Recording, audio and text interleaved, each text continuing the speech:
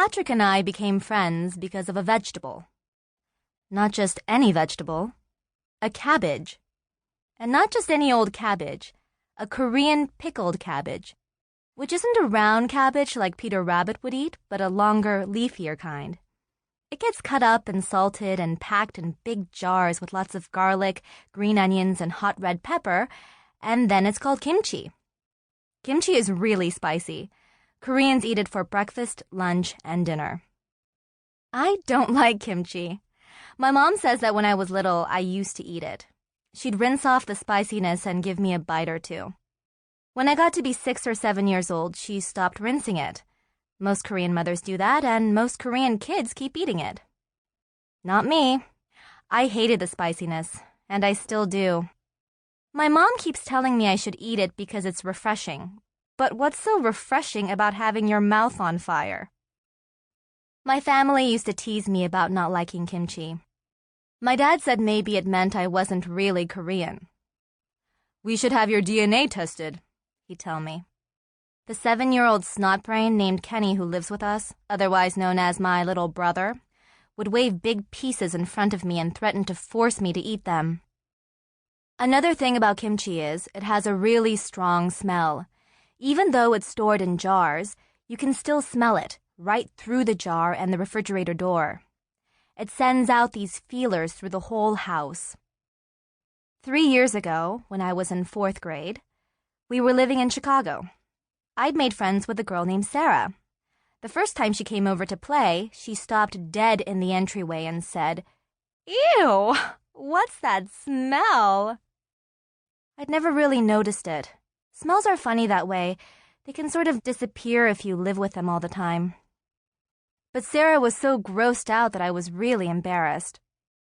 The exact same thing happened again a few weeks later, this time with 2 friends, a boy named Michael and his sister Lily. They both stopped dead in their tracks and grabbed their noses. Then they insisted that we play outside because they couldn't stand the smell. I asked my mom to stop making kimchi, but she told me I was being unreasonable.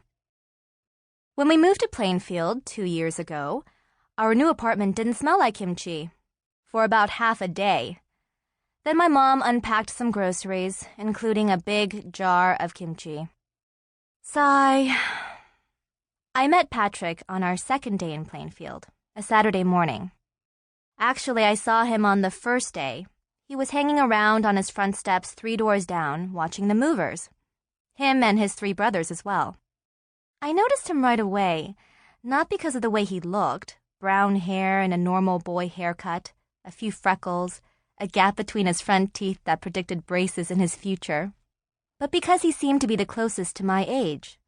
The other 3 boys were little, younger even than Kenny. On the 2nd day, I took a break from unpacking and went out to have a good look at the neighborhood.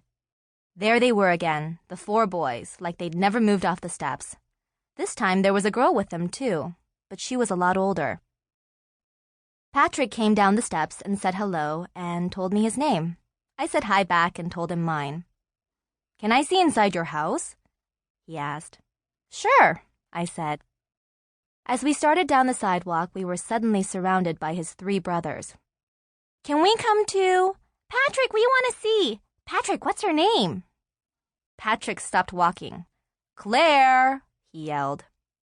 The girl on the steps looked up from picking at her nails. "Yeah?" she said. "Make them stay with you," Patrick said. "I can't go barging in with all of them." "I'm leaving soon. Michelle is picking me up to go to the mall." "Well, that means I'll be looking after them then, so you take them for now." Claire stood up. "You been icky," she yelled. At least that was what it sounded like to me, but later I learned that their names were Hugh, Ben, and Nicholas, and that Hugh was a year older than Ben and Nikki, who were twins, and that they usually got called Hugh, Ben, Nikki, all in one breath.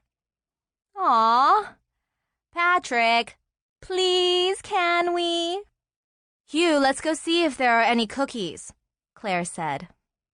Hugh let go of Patrick's arm and turned back toward their house.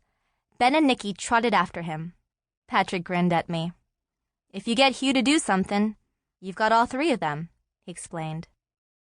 As we walked in the door of my house, Patrick tilted his head and sniffed. I braced myself for his reaction. "Whoa," he said. "What's that? It smells great." That was the beginning of Patrick's love affair with kimchi. Whenever he eats dinner with us, my mom puts one bowl of kimchi on the table for the family and gives Patrick a whole private bowl for himself. He eats it in huge mouthfuls, sometimes without even adding any rice. I can hardly stand to watch him. Maybe he's the one who needs his DNA tested?